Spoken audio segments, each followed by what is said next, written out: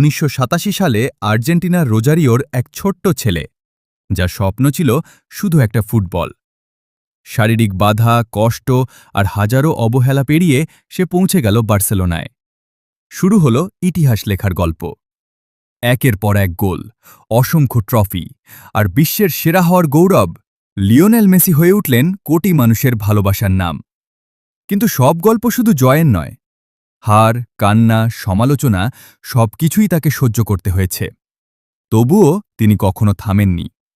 ২০২১ সালে Copa America, ২০২২ সালে বিশ্বকাপ, অপেক্ষার স্বপ্ন পূরণ হল।